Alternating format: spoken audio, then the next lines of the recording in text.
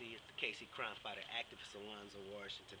I'm the person who blogs about crimes, give tips, and help the police solve murder cases. Now, I'm coming to you on a sad occasion because I always come to you on a sad occasion, trying to get you to give tips on homicides, trying to warn you about homicides. Now, over this last month, I've been talking about Remember November. That's when the murder rate goes up. That's when suicides take place. That's when domestic violence increases.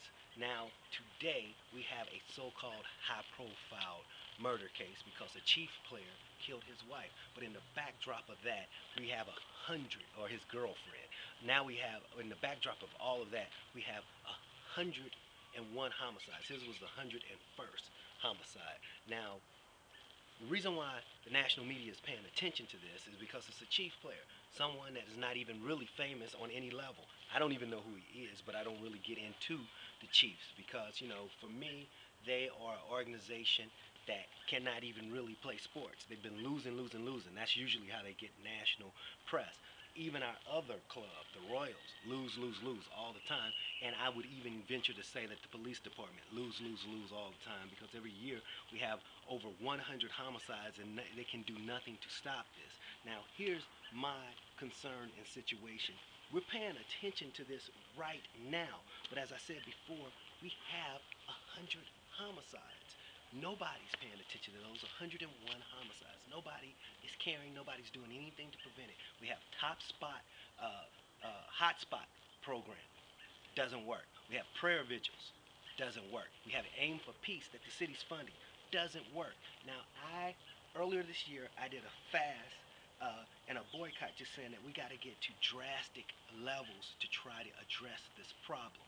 Now, what I'm trying to say, and I'm going in 1,000 directions here, the Kansas City Chiefs just had this tragedy take place, and I think most of them operate as criminals for the most part, because in our city we have chief players that have punched women in the face. We have them that have ran into police officers and they get no time. And so I guess this chief player said, well, okay, I'm not so special, I just killed someone, I probably am going to go to prison, so he took his own self out. But we have a level of, you know, worship that we put these criminal athletes on that really do nothing for our community. And I also want to say the owners are no good. I've met with the Royals, Toby Cook, the community service person, trying to get them to address crime. Didn't say nothing, didn't do nothing, didn't give no money. Now, it was a murder it was a shooting and a suicide right in the parking lot across the street from the Chiefs player with the Royals. A man came, killed his girlfriend, and, well, she's alive, but she's brain dead or trying to get better. She's very damaged. She's not dead yet, but, you know, hopefully she won't die. But he killed himself in the parking lot. Royals didn't do nothing. I've been asking them, hey, let's support anti-crime efforts. Didn't do it. Now we have the Chiefs. Are they going to stop the game on Sunday? No, they're not. They're not going to stop anything. They're going to keep playing, which they cannot play. They probably will lose tomorrow, but they're going to keep the game going and not deal with this human tragedy. And not only will they do it symbolically, they don't do it any other time. I've asked them, you know, you have David Glass, who owns the Royals, Toby Cook, who's the community service person. Hey, support some anti-crime efforts in our city. Nothing, nada, no way. Well, I've written to the Chiefs about this. Have they ever done it? No, they have not.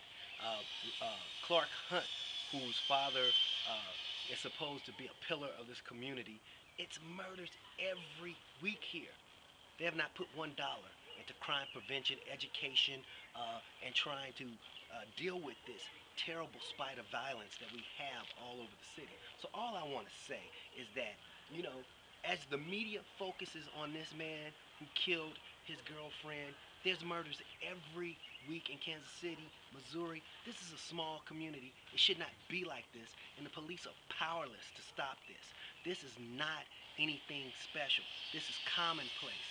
So I'm asking you, people out there who are watching me in YouTube land, you know, try to do something to give tips. If you know anything about a crime or murder in Kansas City area or anywhere else, you can give me a tip at 913-321-6764.